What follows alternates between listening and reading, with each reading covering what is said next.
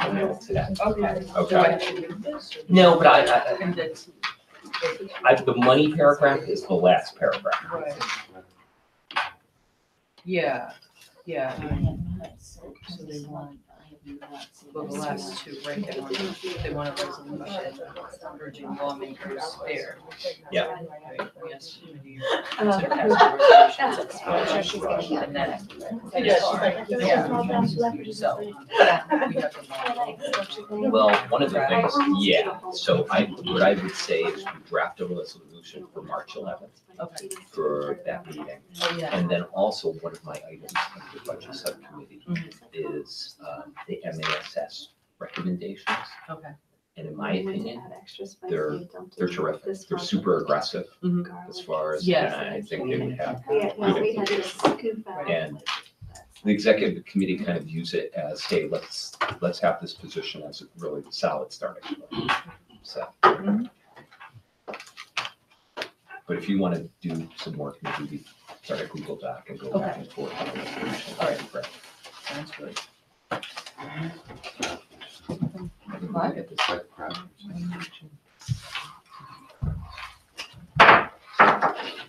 Good evening. Call the meeting to order at 7:01. Please rise and join me in reciting the Pledge of Allegiance.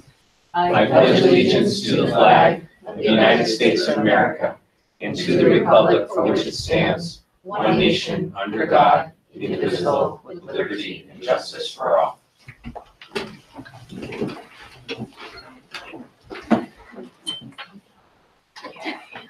Motion is needed to approve the agenda. Take a motion to approve the agenda. Second. All those in favor? Aye. We need a motion to approve the special school committee workshop minutes from Saturday, January 26, I'll 2019. make a motion to approve the special school committee workshop minutes of January 26th, 2019. Second. Okay, any discussion? Hearing none, all those in favor? Aye. And a motion is needed for the approval of the open session school committee minutes of January 28th, 2019. I make a motion to approve the open session minutes of January 28th, 2019. Second. All right, is there any discussion? Edits, amendments? All right, hearing none, all those in favor signify by saying aye. Aye. And minutes are approved unanimously. Next, we'll pass over student comments. Yeah, unfortunately, Lily couldn't be here this evening. Okay. Next time. Community comments. Are there members of the community who wish to be heard? Hearing none, we'll move on to, shall we pause on teacher comments? Yeah, unfortunately, again, I got word last night that unfortunately Doug Johnson, who wanted passionately to speak about this topic, has conjunctivitis. And I think it's probably a good thing he's home. Right. We are grateful. Yeah, we Maybe appreciate we didn't that. share that. All right, there was a notice in our packet, so we did review the information that he was going to Mhm. discuss, so hopefully in the future we'll hear from him. And it's kind of a common theme Mhm. of some of the things that we're going to be talking about tonight with regard to the funding pieces. Okay, so next Okay. we'll turn it over to superintendent's comments. All right, well, good evening, everyone. First, I just have some various items that I'd like to report out. First is kind of a nice thing that we talked about during the last meeting about the Nipmuc students who used the last 21st Century Learning Conference about 2.5 weeks ago to construct a 60 by 35 foot ice skating rink. And I think we're in good shape, at least as of today, with regard to the ice. You would know about that, Diane. And part of the project was planning a community-wide event that goes with that. So in earnest, they had originally a weekend event, and they changed it to the Wednesday of February vacation. So Wednesday the 20th from 10 to 2, in which they're going to have refreshments, music, hot chocolate, and so on, but also have some events inside the gym and the auditorium, movies running, and some different open gym activities. So we're promoting this all throughout the district, particularly at our 2 elementary schools, as a family event, something for the kids on that day. Second thing is something that I'd like to recognize and give kudos to our Assistant Superintendent, Maureen Cohen, for putting forth a competitive grant through the governor's office to do some work with regard to the updated social studies and civics standards. As you probably know, last summer, I believe it was, the governor passed the law requiring upgrades in civics education, and specifically a civics project to be done both at the middle school and the high schools level. So this grant of $3770 will be used to bring together particularly the middle school and the high school social studies teachers to do some upgrades to the curriculum. I don't know, Maureen, if there's anything more that you want to We've say been about meeting that. vertically anyways within our curriculum review for social studies monthly. And so this will really help further our work because our first big transition is to transition our world history that's in 8th grade to the required 8th grade civics course.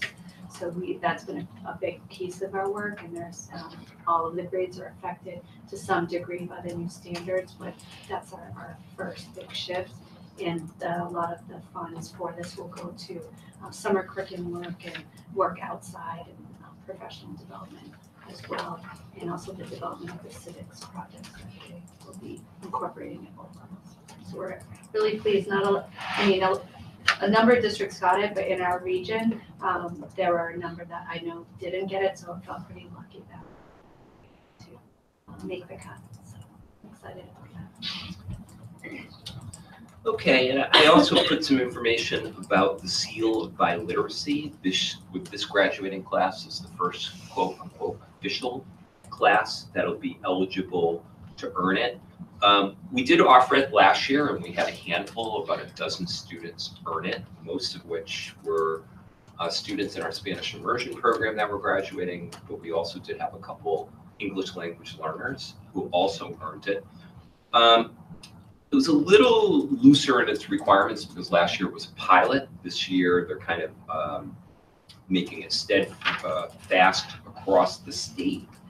And I put kind of a thumbnail sketch of what the requirements will be, but essentially we're looking at, for students, we're looking at students who meet expectations or higher on the MCAS as far as the ELA component, and then really one of two different ways that we can go about doing this. One, looking at AP testing, and if the student scores a 4 or 5 on AP tests in the target language, they're also eligible.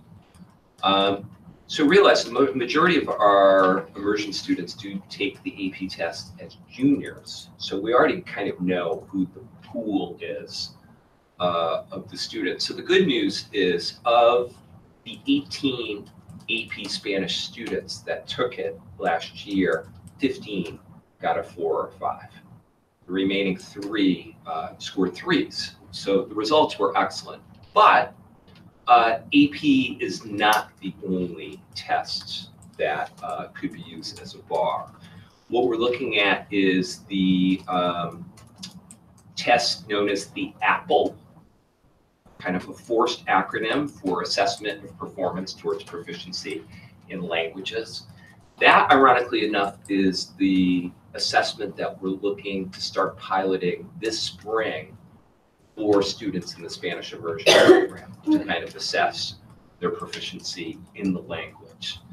So per the requirements, what we will be doing within the next week is sending out a notice to all seniors and their families and letting them know that if they are an advanced language student and they've scored at least proficient or higher on the MCAS, they are eligible to take the APPLE test. So we're looking forward to it. We think this is something that's commendable. I think it's something, I met with all of the members of the World Language Department at the high school this afternoon.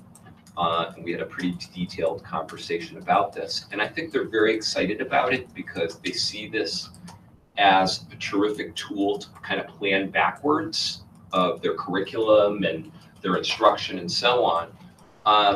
I think honestly, candidly, it's a very challenging bar because the piece that I think is big is the speaking proficiency, that it has to be at least kind of in that intermediate high range in order to pass the bar for the second language. But I'm sure we'll have some students that definitely achieve it. I think I also put in the background notes something that'll be different this year is it'll be a seal that's actually imprinted on the diploma that the state is actually taking care of as well. So something exciting, and I think it's something that our students can be very successful So I have a question. in. Sure. My question is like, under what circumstance would the portfolio system be used? Okay, that's great. Great question. I think it would be if a school has demonstrated that a lot of their assessments that they've given in their system of world language curriculum are portfolio based in nature. Yes, they could do that. I think they would also have to show, demonstrate to the state that the artifacts in the portfolio demonstrate all of the domains that would be required through a traditional test, the domains of speaking, listening, writing, reading, and so on. But I think it's doable. So I'm thinking like, for example, if a student is on an IEP Mhm. and needed an alternative mode as opposed to a standardized test, and they would perform better in a portfolio. Correct, yeah. So Yeah. that would then be a possibility for them? Absolutely, absolutely. But I believe, as the guidance indicates, there is a bar as far as getting approval from the state that your portfolio system or As well as your components. portfolio, exactly. Yeah. Exactly. And then last but not least, you do have in your packet for the month of February, the most current FY19 year-to-date expenditure report. I usually kick it to Jay, but before I kick it to Jay, because I probably know the words that are going to be coming out of his mouth, and it's not about snow, we've had some real significant maintenance issues. If you have a child here at MISCO, you probably heard today, we started the morning a little bit challenging for the simple reason that we did not have heat, and we were actually making plans to, by 9:30, 10 o'clock, to transport all 800 students to the high school and put them in the auditorium and the gymnasium for the day. Now that would be delightful, 4 or 5 hours with fifth graders. So luckily we had a contractor come out who eventually got one of the 2 burners up and running. But we still have some significant challenges as far as some of the gaskets, some of the parts that need to be replaced. And as we're going through this process, some of those expenses are really starting to rack up. I don't know if you want to add to that, Jay, but did I pretty much capture what you would have been Pretty reporting? much summed it up well. We are very challenged with what's going on with the boilers. It goes back to an issue we had a year ago that we thought we corrected. But for reasons that were not 100% clear, the boilers will not stay running. So the one that's been running all winter would not start today at all. The one that was just fixed as of Friday had just been completely redone. That wouldn't start either, but that was the one they finally got going this morning. These boilers are 3 or 4 years old. I think we just put them in, so it's not like this is old equipment. It had to do with some microbial growth in the oil that got into the filter system, and we think the lines are clogged, so I think we're still searching for the correct answer to fix it. But it's very frustrating. That's all I can say. It's very frustrating that we keep fixing one thing only to find that that's still not the solution. And other than that, everything else seems to be on track for where it should be at this time of year. So you said you do have one running. One is running, it seems, well, so this area here has a separate heating system that's run by propane because this was an addition. You know, this was done differently than the rest of the building, but it was running all day. But there were some rooms that were still cold by noon and 1 o'clock. As far as I know, it's still running. They did get it up and running, and they were replacing little valves and parts inside. One of the guys told me that he thought what we really needed to do was basically empty the oil tank out, clean the tank and all the lines all the way through from the tank into the building. That may sound great, but that's probably not happening until summer. So hopefully we can keep the things running. The reason there's two is so that when one goes off, the other one runs. I mean, they're supposed to like trade off on each other, but we've had one, like I said, that hasn't run all winter because every time you start it up, it would run for 5 minutes and shut off. And today it wouldn't even run for 5 minutes. Other than that, I don't have any great updates on that. What? I don't know anything about snow or ice. I'll let you know in a month when we do this again how we are on snow and ice. Right now, we're great. And since it won't start snowing until 4 o'clock tomorrow, that's my prediction. Yes, that's why a full school day tomorrow is extremely important. We're gonna get anywhere from an inch to 75 inches. Somewhere in there. That's the range. So are they still looking at the boilers right Yes. now? Well, there's nobody here, I don't believe, working on right now. I didn't see any trucks here right now, but they were here most of today. And from a warranty, like 1 year. anything like that, 1 year? 1 year. We have found that some of the stuff that we did most recently, some of the stuff that was older is actually better than the newer stuff. We find that with a lot of things, you know, HVAC units, computers, lots of things. They seem to be built a lot better 20 years ago than they were being built today. That's would be my summarization of stuff at this point.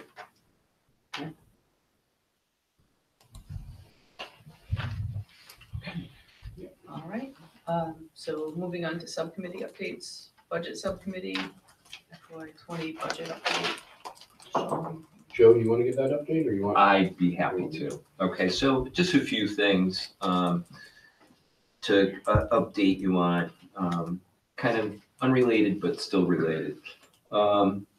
We still really don't have a great deal more clarity in where we are in the 2020 budget over some issues still to be resolved. The largest one being the renewal of our contract for healthcare insurance for next year. The last renewal offer from Harvard Pilgrim Health is at a 4.9% increase. What I presented to you at the last school committee meeting was assumed a 5% increase. So obviously that 1/10 of a percentage point wouldn't make a dramatic difference.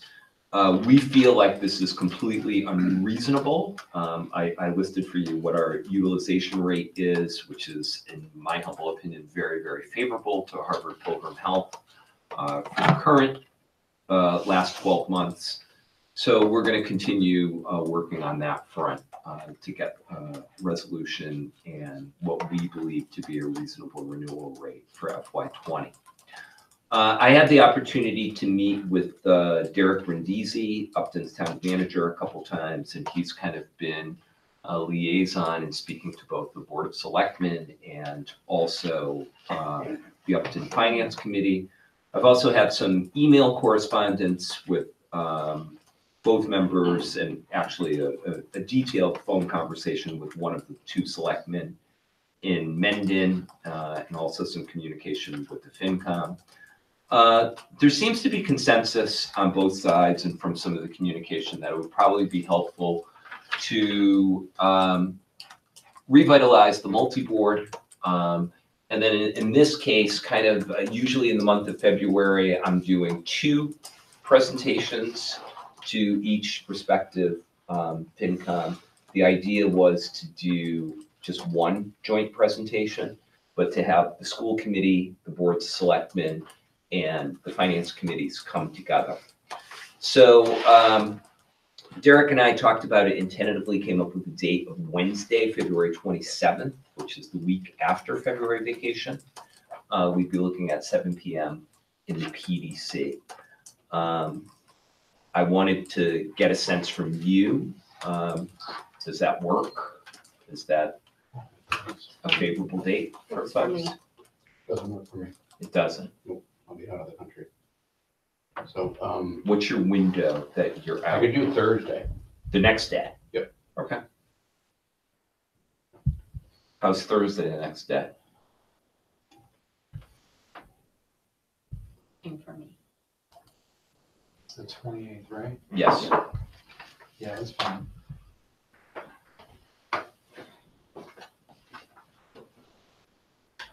It's good for me. Okay. Mhm. All right, so I will propose the 28th instead.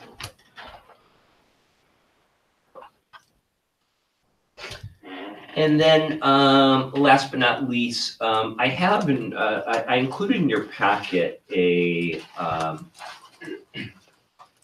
really kind of a concise, but I think meaningful executive summary, position paper on what my professional organization, the Massachusetts Association of School Superintendents, believes should be, if you will, the talking points to really stress home what the school finance priorities are, rather, as this legislative session really winds into gear. As you know, there is the Promise Act, which is the Sonia Chang Diaz bill, which will be considered, and then you also know that Governor Baker also submitted a bill to address the Foundation Budget Review Commission's recommendations over a period of 7 years. He submitted that with his House 1 budget. I would invite you to look over this document, and I think it's going to tie into something else shortly in our agenda, to think about what really should we ask for. I know it's the position of the executive committee. I do serve on the executive committee, that we're probably in all likelihood only going to get one bite at the apple. And if something is going to be done on FBRC, it's going to be done in this year and this year only. They're not going to revisit it and come up with new funding mechanisms or formulas or streams in 2 years or 3 years and so on. So I think it's the position of MASS to really look at where are these shortfalls and let's go after them. And, you know, in our case, not only looking at districts that are severely underfunded or have real challenges with regard to funding gaps, but also all districts, including us in the suburbs. So as I say in the background notes, I really like the statement around increasing aid for all districts. And if you look on page 3, the per pupil aid, we recommend a 5-year sequence and minimum per pupil aid. The 5-year contribution sequence should be $150 additional per pupil per year. Okay. You know, to put it in perspective, since FY14, we've pretty much ended up at either anywhere between $25 to $55 per kid. Okay. If we were in the ballpark of $150 per kid, you know, I think I crunched some numbers for us. This year in Chapter 70, with that $20 per kid, we're getting $44,200 in additional Chapter 70. If it was 150, we'd be getting 330,000 additional in Chapter 70. So it'd be an enormous relief. I think the second piece is for the state to do something on special education transportation. Okay, I think it's very, very interesting that one of the, if you will, benefits, one of the advantages of being a regional school district is the regional transportation reimbursement piece, but we don't receive a single penny for what we pay in special ed transportation. And, you know, to give it perspective, in this current fiscal year, we've got over $940,000 budgeted just for special ed transportation. That's a really significant piece. And I think I put for the last year that we have state data, it's about $148 million is for special ed transportation. So it's a real significant piece. Think about where we would be in dealing with our proposed FY20 deficit right now if we even got 50% reimbursement of what we're paying in special ed transportation. So I think those are two of the real high leverage issues. We'll talk about in correspondence. We got very nice correspondence, joint correspondence today in the mail from all four of our legislative reps, both state senators, both reps, asking for a resolution and being very specific in what our asks should be as they go through this legislative cycle.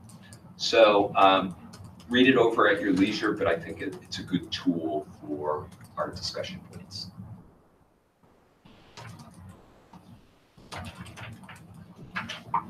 All right, so next we move on to unfinished business, and we are slated for an update on the university homework guidelines. Okay, so a couple things I just want to share with you tonight. First, I want Maureen to just talk briefly about what has been done in our 4 schools to kind of roll out the homework guidelines that we discussed back in November before the holidays. And then I want to share with you and kind of demonstrate the tool that we're looking at for that feedback piece. Okay.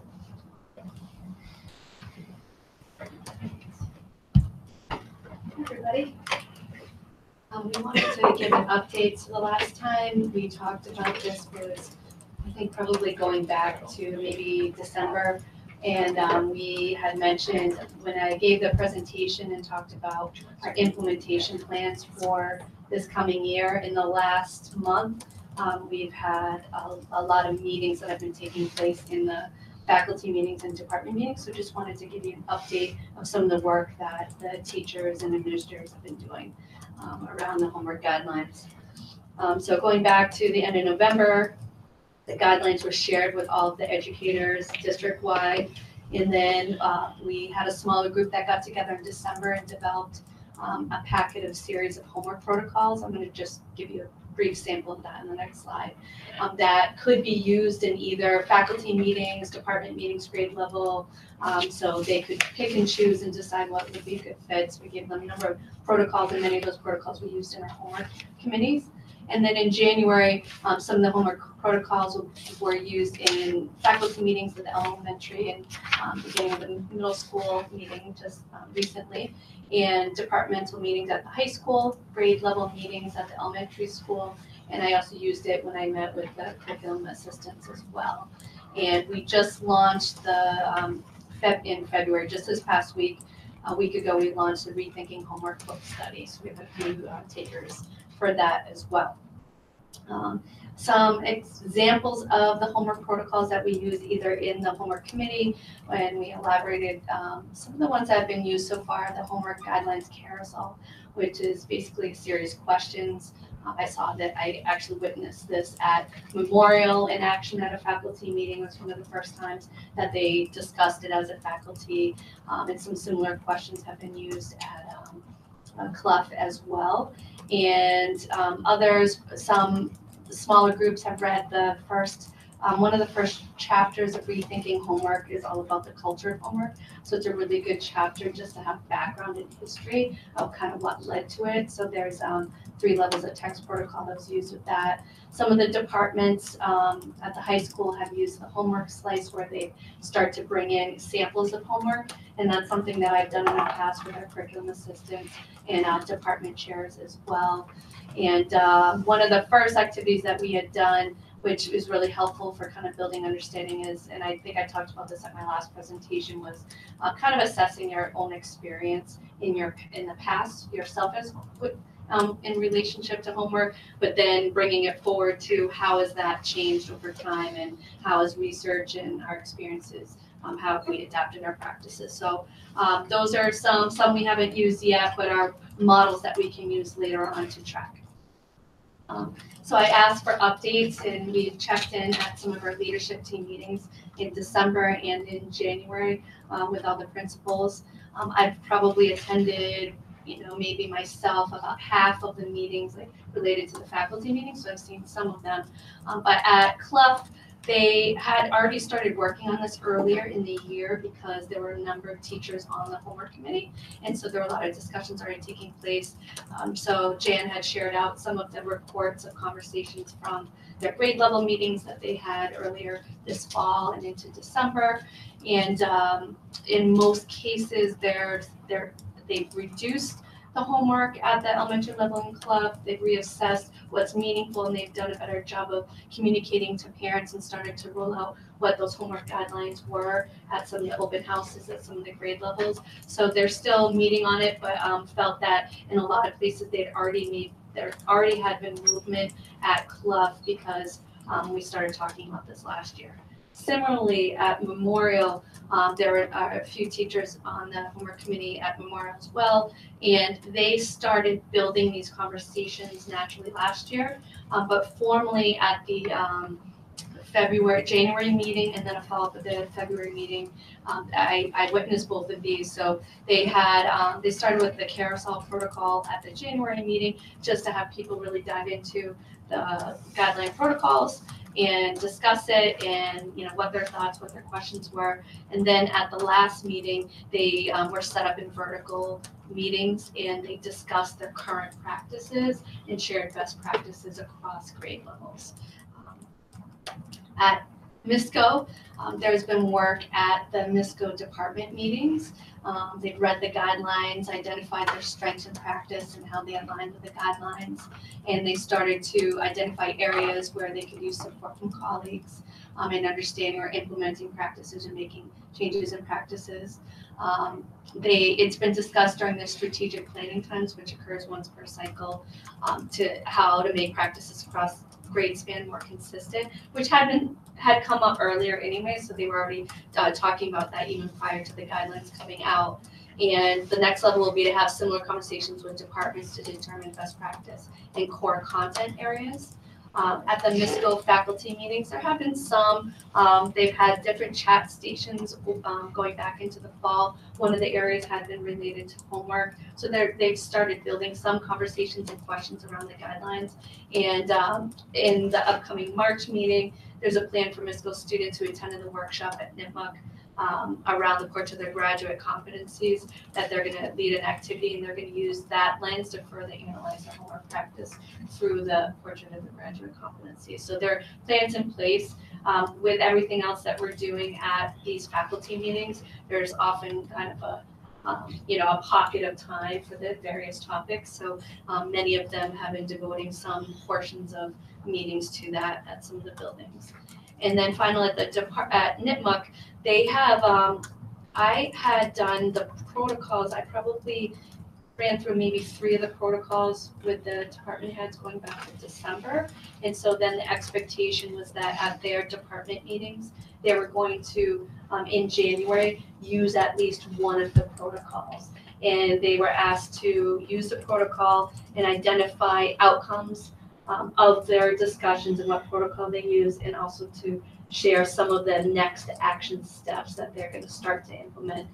There was a really long list of what they had discussed, so I just pulled out a couple examples just to give you a sense of what they had shared with me. There was, one department said they were going to conduct brief department checks during common planning times, which they have all the time on the cycle, where they're going to share homework's relevant and purposeful. So they're going to pull the homework, kind of do a slice protocol and look at the meaningfulness and purposefulness of homework. One department talked about adjusting homework weights so it does not negatively impact the final grade and taking a look at that. Another one talked about evaluating how to meet the curricular demands of honors AP work without assigning work over the vacations, because in some areas, particularly AP, some honors classes they were signing over, so they're going to look to see what kind of adjustments they need to make. Evaluate current homework practices in the department to determine the amount and type given, and so they were going to see, what's everyone doing and kind of everyone bring it to the table. Another one was talking about one of the issues that came up during the homework conversations was the fact that there were some teachers, mostly at the high school, that would maybe have something be posted at like 5 p.m. So one department, they kind of had, oh, we post by 5 p.m., but that was something that came up as a concern that what homework had to be done was being posted after the hours of school day, which is why we put that in the guidelines. So when they met, they said they're either going to do it at the end of class or post it at 2 p.m. on that day and work to make that adjustment. And there were discussions in one department on finding a way to post long-term assignments and projects, such as could there be Google Calendars by grades, and looking to see what would be the best practice. So there, as you know, in the guidelines are many different areas that they're working through, and I always talk about how some are really technical changes. You know, it's either you do it or you don't do it, you make the change, and there isn't a lot of emotion and history and changing lots of practices and big discussions that go along with that. That would be some of the technical changes. Some are more adaptive changes that are going to take a longer time to work through and see, okay, how do we adjust and come to consensus on the best practice for either the grade level or department related to some of them. So that's kind of where they're at and working through that. And then, you know, we're going to continue to work with them and check back in with the principals and have follow-up as well. So those are the highlights. There's another slide. Thank you, Maureen. Yep. I'd like to just touch upon something that we've talked about here many times. And just there we go. I'd like to show you kind of the next step of where we want to go. We've talked a lot about, and it's been in our action plans to do something around push polls, where any stakeholder could receive a quick text poll, respond to 2 or 3 questions, literally with just putting in something like a letter. And that way you have that data really quickly. I think part of the problem with a lot of web-based tools, whether you're using, SurveyMonkey or you're using a Google form, is your response rates sometimes are a little challenged. That people might say, oh, another form, another survey, or if it's coming through email, how do you necessarily reach kids? Because face it, kids really aren't using email. So the idea has been, what if we could have a tool to do quick text-based surveys, get that information really quickly, but do it in a smart way so that you're doing different size samples, different populations, and getting different data points, so you're creating a mosaic over a period of time. So we found a couple different tools, and we're kind of in the process of kind of finalizing which tool we're going to use. But our game plan is to start by the end of this month, to start with our students at the middle school and start with our students at the high school. High school students are probably going to be a little bit easier because I think the overwhelming majority of them have phones. Middle school, probably the majority of them have phones as well. But some of our concerns, particularly with our younger students, we're going to have to cultivate all these numbers. So actually our mindset is, we're kind of going back and forth with our 2 companies, is to use the iPads. But however, you probably know, we've disabled iMessage on the iPads. Trust me, that's a good thing, particularly at the middle school level. But we're kind of looking at, maybe for short windows, we reactivate iMessage to push that out to all kids. So that's kind of the philosophical mindset, just to kind of give you an idea of, this is one of the interfaces that we're looking at. Believe it or not, there isn't a lot of companies out there doing this. There's a lot of companies that do text surveys, and they'll actually do it for free. The problem is, it's nothing that gets pushed out to the user. It's more, okay, you have to get a prompt, then you text a certain number, to the number, then you can respond. This is all in one where it would be pushed out to the end user. So I think I fed in, you probably got a text message at some point in the day that you've been subscribed by the Mendon-Upton Regional School District. So what I've done is just, I've created a real simple type question. How much time did it take in total for you to complete your homework last night? And you've got 4 choices: less than an hour, 1 to 2 hours, 2 to 3 hours, or more than 4 hours. I'm going to push it out to all of you guys. I'm going to send it right now. And you all should have, if you check your cell phones right now, you should have gotten a text message. That includes you, Jay, Mo, and Dennis. And I ask that you respond to it.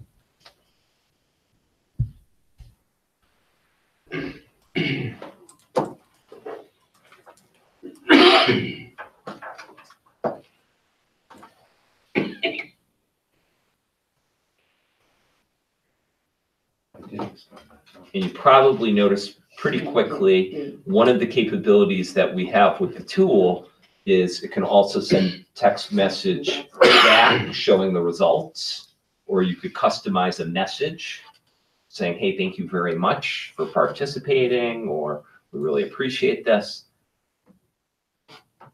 But the beautiful thing is in real time, it shows exactly how many responses. I realize we had a very, very small pool here of about 9 or 10 people, but you're getting that instantaneous feedback.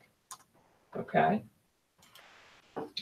So the game plan is to, kick around some ideas, particularly with Dave Quinn, of getting consent from students and their families to have, to give numbers. We're thinking at the high school, maybe do something like, hey, a raffle for ear pods or something. If you give your number and being really explicit, we're not going to sell your number to marketers or anything like that. It's strictly for this push-pull type survey. And the game plan would be, okay, what kind of quality information can we get? And again, keeping it real simple, concise, that in a typical text survey, you're only going to ask 2 or 3 questions at a time. But the point is to keep it consistent, maybe like a pool of 6 to 8 questions, but getting 3 to 4 data points between now and the end of the school year. So our mindset would be, look, let's try this. Let's try this around the issue of homework. And if it's successful, then apply it to other areas as well. So any questions on that? So in your background notes, you talked about how this push-pull would only go out to 200 students at a time. Can you explain a little bit about the rationale? So so you would push out 200 at a time, but then maybe within a 24 to 48 hour span, you'd push it out another 200. Okay, so you might say, okay, what I'm going to do is I'm going to have my pool of 8 questions that I really want information on. And what I'm going to do is the question 1 and 2, I'm going to push out to 200 people. And then 6 hours later, I'm going to push out another 200 to, I'm going to push out questions 3 and 4 to another 200. So you're kind of varying your samples and you're varying your questions, but over time, you're getting a mix of all of those responses. But the questions, like when you are comparing question 1 and 2 to question 3 and 4, are you looking for the same information, but you're just phrasing it differently? I'm just trying to not necessarily. It might be, I think the key thing is keeping things simple around 6 to 8 essential questions that you really, really want to know about homework, or 6 to 8 real hard-hitting things that you want to get data about. I guess I'm just perplexed about the 200. Oh, I'm just using that as a hypothetical number. Right, but I understand, like, you're just kind of pulling that out, but like, I don't understand. Like, you're not necessarily like this particular question, surveying all you, 1,400 kids at once. So why wouldn't you? if it's going out as a text. I guess I'm just trying to understand the rationale behind, like, because if you're only asking 200 kids, are you assuming that that's going to be a good sampling of what's going on Yes. behind the scenes? So my understanding of it is that if you have the ability to survey 200 students around a particular topic, you may want to take that sample size and use it against specific qualities of students. So students that are performing at honors level, students that are performing at below average, students that are performing in the middle. So try to differentiate, because if you spread that all out as a broad sample, it waters down the end result by the category of student you're trying to pull. So you get pretty good coverage of a student, of a section of students by having 200 of them, right? So if you go after, let's say, the AP students, what is their experience? And have some questions at all the AP students. And then if you have, So that's your 200. then maybe, Possibly. yeah, whatever. So it's targeted, it's not Well, random. it allows It could you to be. target. It allows you to target, and they can do a broad survey if they want. But the idea is have a set of questions where you can start to, and as Joe was saying, like a set of representative metrics, where you can then start to say, what do different communities of the students start feeling? And can I break that down by student community to see if there's any impact? Disaggregated, yeah. So that's the idea. Instead of watering it down, is you get, yeah, I'm satisfied with homework. And that might not be the case for a certain community of students. So you start to get a broad idea of what's going on in school, and then you start to disaggregate and then come up with specific problems in different communities, what the student experience is for different sets of students. And it's something that's also recommended in thinking about response rate. This particular company does a lot of their piece in the corporate world, and they actually have studies that show response rates of answering to a quick push-pull, higher response rates if you keep things real simple. Like if difference in a 4-question text pool versus a 2-question text pool is something like 10 percentage points in response rates. Oh, I completely get that. So there's a total Less is more. method behind the madness, and it's almost kind of like it's the old school Twitter tweet.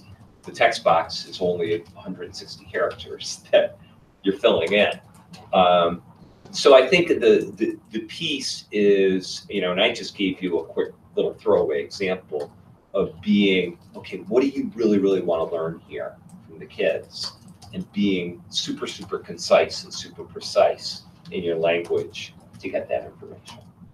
Yeah, I think this is fantastic because after talking to a bunch of students about homework and having them complain to me, but not complain to the administration or to their teachers or to the principals or anyone, it's very frustrating for me.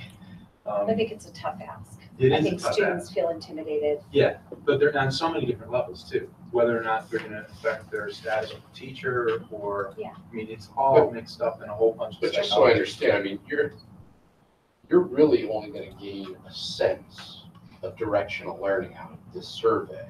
I think the real question will be how you go back to what Maureen highlighted around engaging with the teachers, actually looking at the curriculum, looking at the homework and assessing, like, is this really value add homework? Because if you leave it up solely to the students, to your point, some of them aren't really going to tell you what they think. But then also too, the question is what's the purpose behind the homework? Is it just regurgitation? Is it actually really poignant towards learning extra content? What might it be? So They're just, it's just data points. But it's data points over time. And the problem with traditional surveys is it's usually been kind of a 1-shot or a 2-shot type thing. And response rates, and do you know that you're really getting a holistic picture of what you're trying to track? well, this is the equivalent in the corporate world. This is essentially the net promoter score.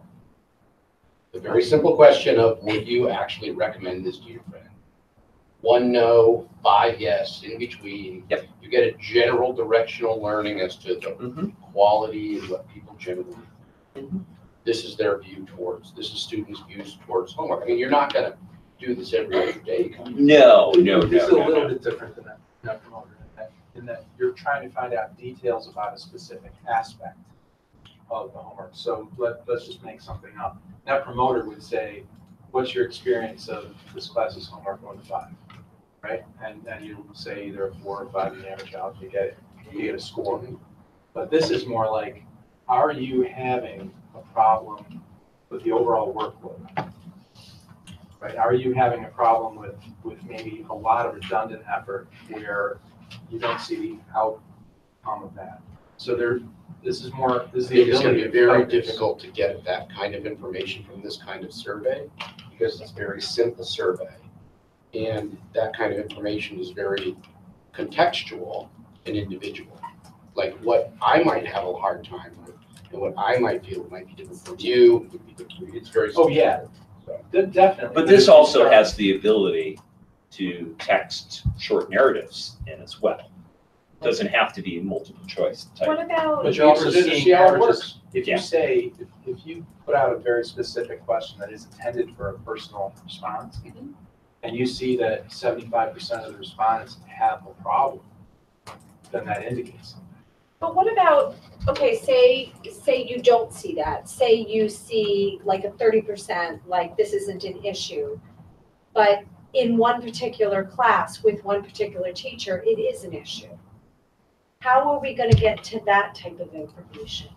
Do you know what I'm saying? Because you're looking for a broad sampling, but like how would, like, maybe, fairly uniformly across the board, teachers are adopting these new homework guidelines and they're doing things correctly and it's making a difference. But maybe in a couple of classes, they're still getting assigned homework over break and the kids aren't seeing the relevance of the work that they're doing. Like how can I think that goes back to what Phil and then before what Maureen was talking about in discussions of what's happening at the school level with the principals, with the department chairs, and with the individual teachers about their actual practices. And also, in our thinking for the rolling out process implementation, our goal really is to have that full implementation the start of next year.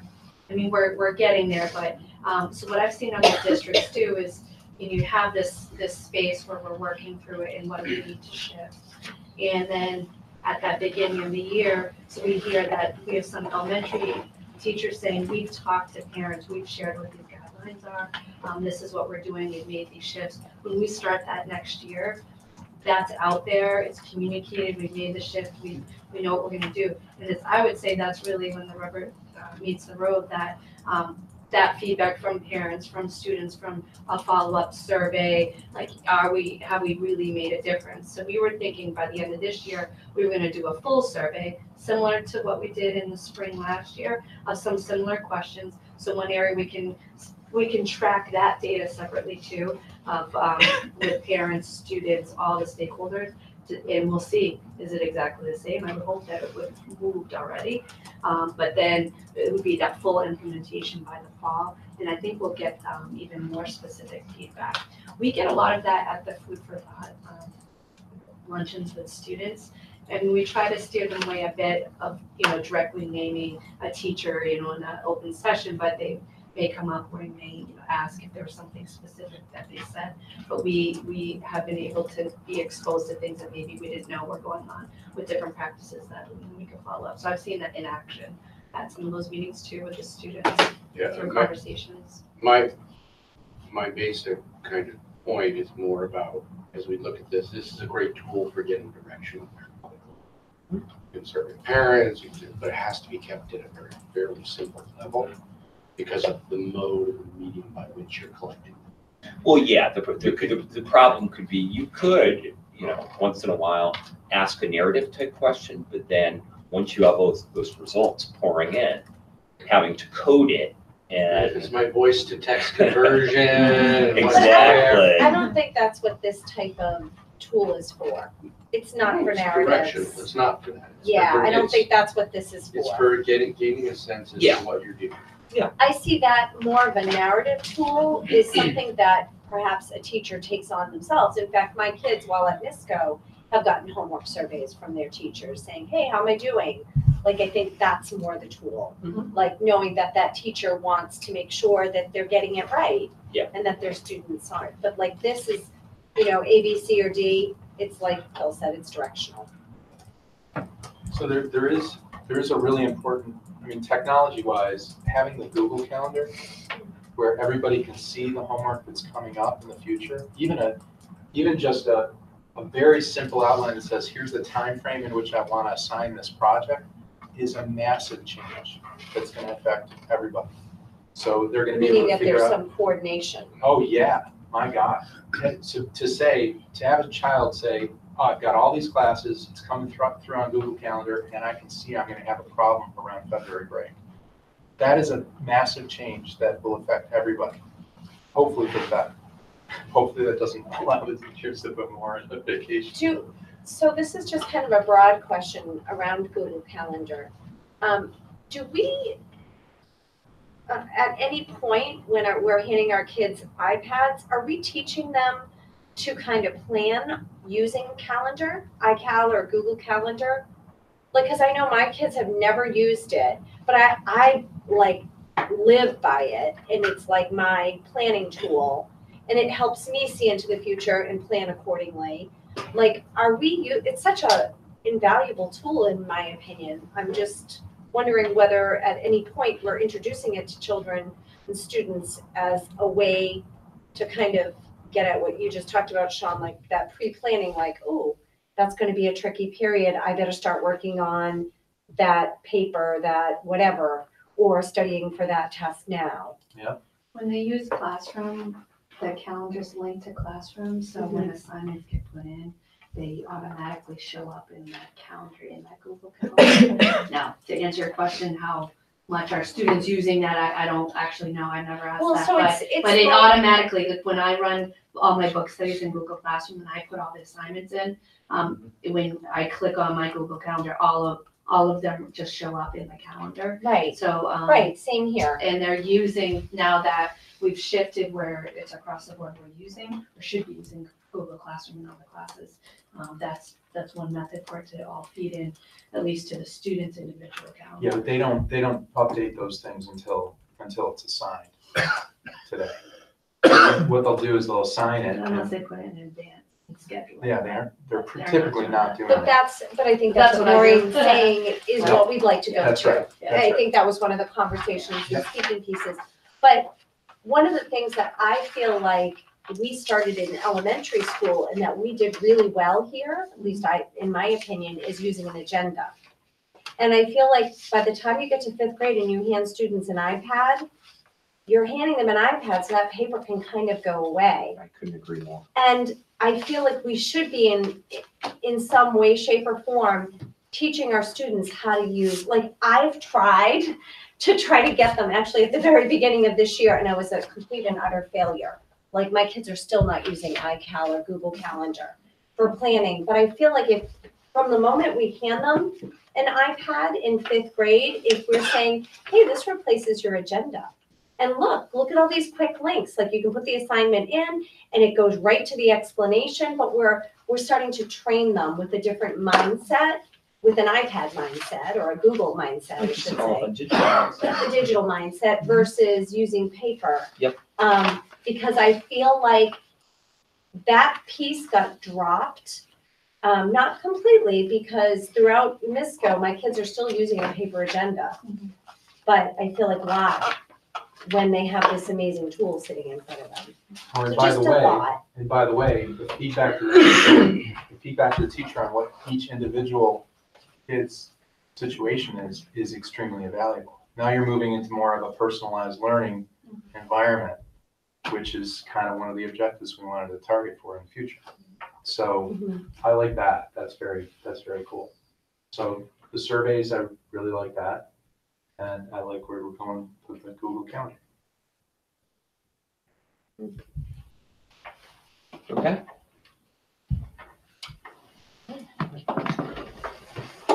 Okay, so next we move to old business and revising the 2018-19 Rosie calendar.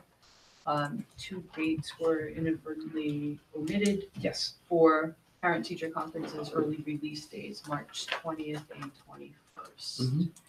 So we'll need a motion to amend the 2018-19 Rosie calendar to include March 20th and 21st as parent-teacher conferences.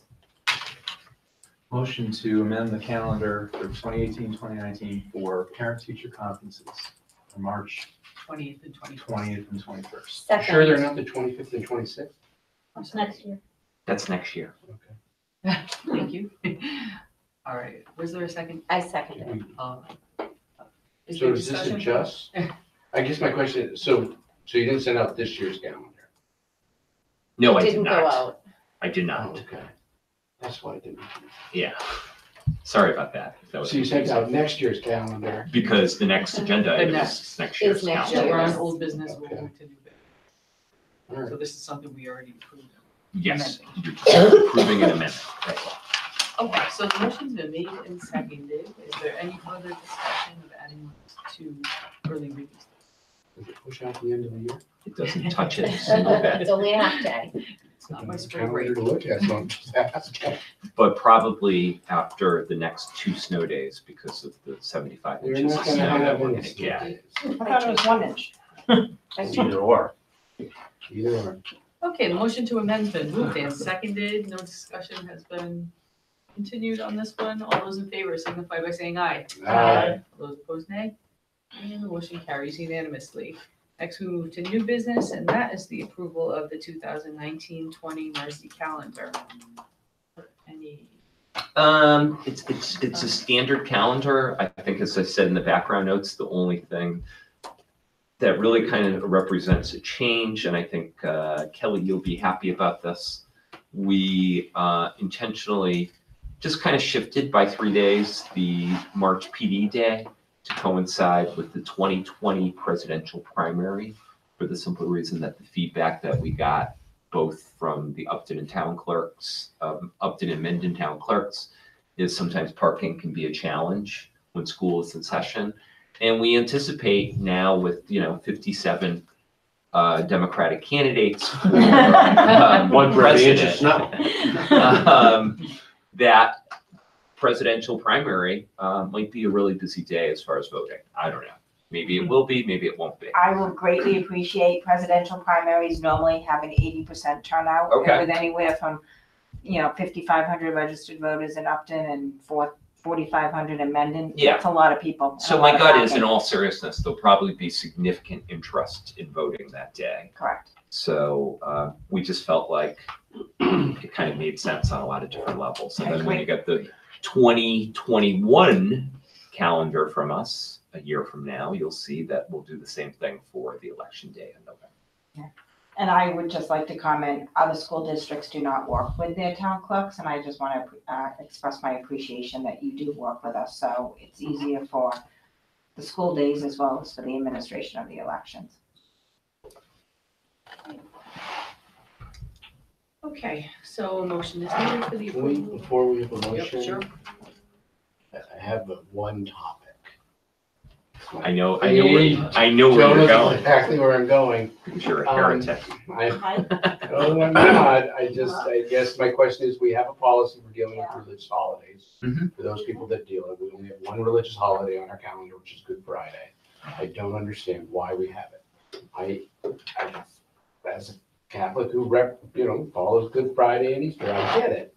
But at the same point, we have no other religious holidays, and if people need to take it off, it's an excused absence. So it's not an issue. I guess my question is, I don't understand why we have it, why we should have it on the calendar. I don't mean to make, I just asked the question.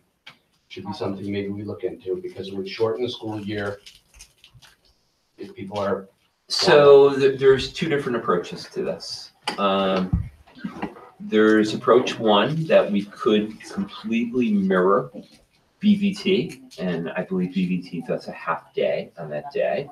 And the mindset is that religious ceremonies do not begin anyway until 12 noon Mhm. I want to say my second or third year as superintendent, I had a very frank conversation at St. Gabriel's. I think that, to be 100% honest, it has been tradition that has just kind of rolled over from year to year.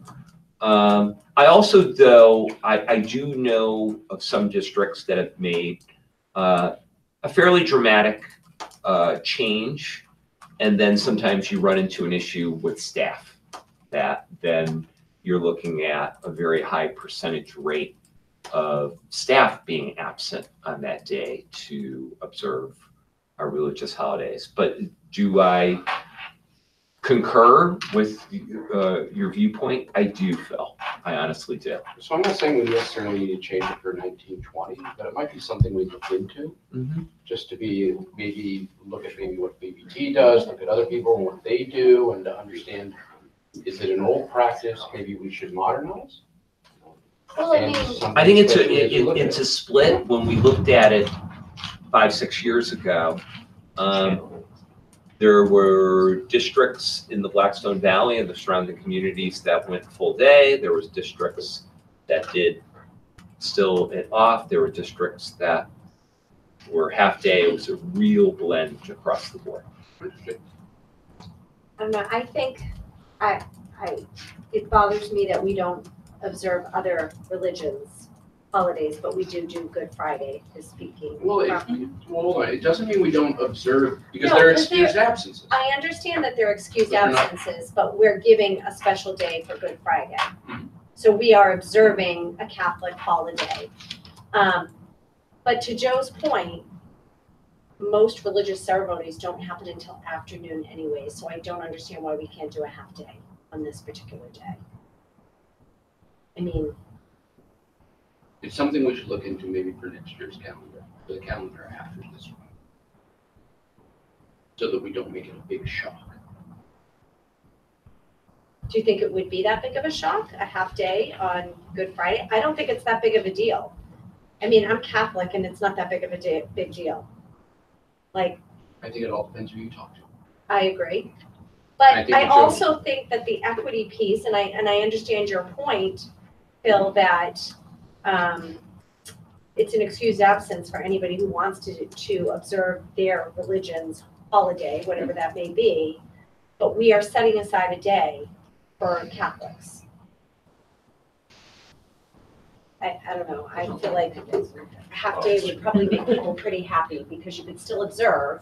You could still go to mass, you could still do whatever special thing you do on Good Friday as a family, but it would still count as a full day of school or as a day of school.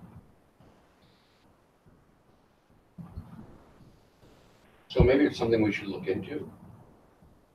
Not necessarily for next year's calendar, but for the calendar after that, maybe we ask the parents and the teachers from their point of view. Because it would, it pulls everything in one day. Just a little more flexibility in snow days if we have them. Text survey. Take a text survey. It's a push pull. I'm just saying. Not a problem. We can do it. Yes, Yeah, no. it's actually. Yeah.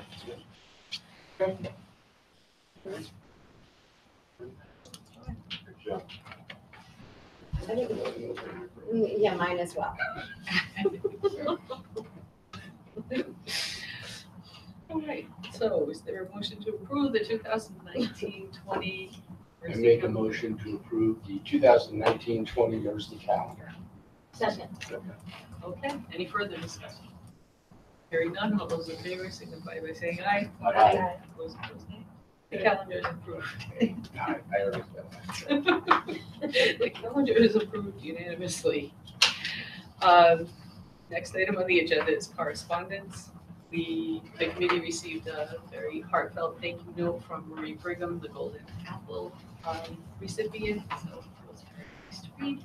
And we also, as Joe alluded to earlier, received a letter from our legislative contingent requesting that we draft and pass a resolution urging lawmakers to, at a minimum, increase state education funding and incorporate changes to the funding formula, and also to provide input on specific changes that we'd like to see in policy proposals around the issues of Chapter 70 and some of the other, pressing budget issues that we have in the state budget. So, we've, as the will of the committee, will have a possibly draft a resolution to review for the March 11th budget hearing. Hopefully. Right. Any other comments on that? No, I think it'll be really apropos to have something in front of you on our next meeting, which is March 11th, which is actually the open budget hearing. I think also in your packet is an email correspondence from Mass Insight. They're the people that work with our team of AP teachers, and we've had a partnership with them at Mendon-Upton for at least the last 9 years, I want to say. But two of our teachers, Jen Fields, who is a science teacher, teaches AP Environmental Science, and Sam Wilson, who teaches AP Biology, are being recognized by Mass Insight as two of 30 Massachusetts AP teachers for their contributions in the results, their rate of participation, and the results that they've gotten for their students. So really, really nice award for both Jen and Sam. That's great. Congratulations to them. Okay, are there other matters not anticipated by this committee 48 hours prior to the posted hearing? Okay.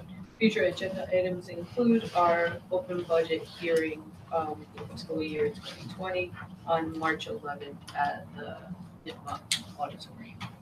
So, okay, is there a motion to adjourn? Motion to adjourn. Second.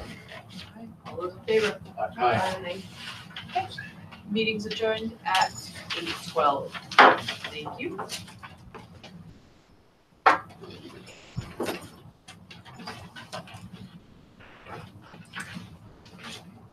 You want to take this? It's true. A little bit. I gotta figure out, I mean, I think I am gonna go early just for